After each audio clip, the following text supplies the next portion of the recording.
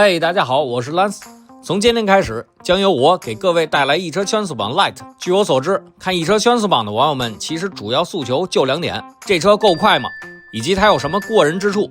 所以我打算试着用轻量化的节目形式，用最直接的方式、最直给的描述，跟你一起挖掘新车在赛道里的性能潜力。那么省掉寒暄，只讲干货，一车圈速榜 Lite， 咱们正片走起。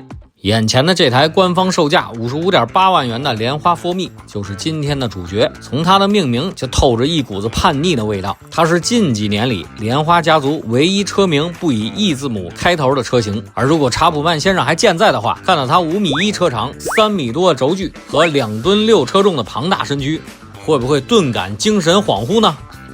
最重要的是，这还是一台混动车。Oh dear， 这也太不莲花了吧。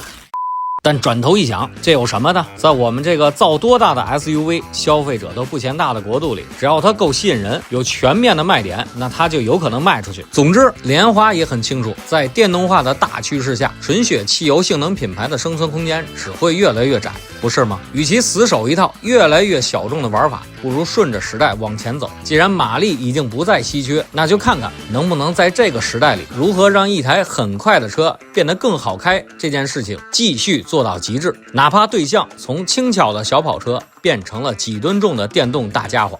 咱们先来通过最常规的加速测试来过这台车的基本性能吧。测试当天气温0上2摄氏度 ，ESC DPM Sport 模式下，4Me 的实测破百成绩 3.29 秒，连续6组100公里到0的制动，平均刹停距离 35.35 米。看来原厂标配的这套6活塞 Brembo 确实有点实力。接下来的赛道表现怎样呢？如果您注意到本期的测试车手不是王悦，请不要多心，它依然是圈速榜最重要的核心组成部分。如果不是因为和它排期冲突的话，这期 Lite 版也许并不会诞生。总之，各种意义上，我个人都得感谢它。冲过龙门架不远，莲花 4Me 极速达到了 193.27 公里每小时，果然是力大专飞呀！但从加速性能表现来看，这绝对是超跑级的水准，比之前我们测试过的插混宝马 M5 还要快。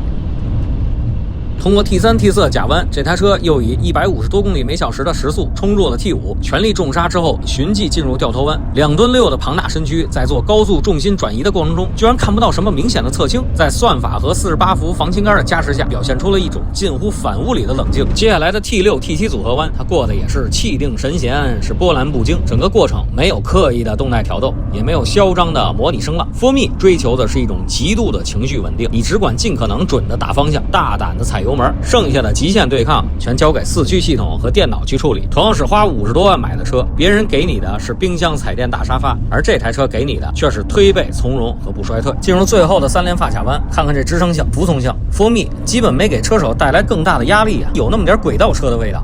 最后一个弯角出弯，车手一脚油门到底，11C 电池释放的澎湃电流瞬间抵消掉了 2.6 吨车重带来的惰性，最后冲线成绩1分10秒53。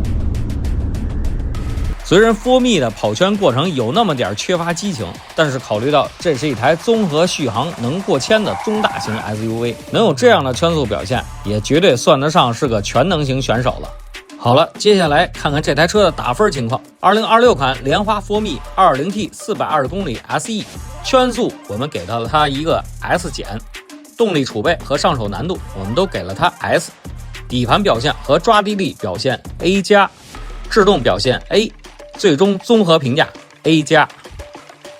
从驾驶者的玩具到高性能科技产品，莲花绝对是当今汽车界转型最激进的汽车品牌之一。相比于法拉利、宝马等等，从停产燃油车开始，莲花不像是在拓展自己，而是在重塑。而这种自上而下的贯彻力，最终的体现或许就是眼前的这台 4Me。我们没有理由去拒绝它的这种转型，毕竟它之前一次次死守小众，换来的都是绝路，而被商业现实逼着优先服务主流市场，才是生死存亡的最优解。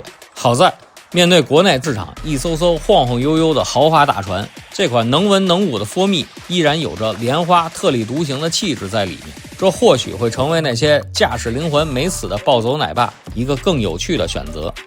OK， 以上就是本期节目的全部内容了。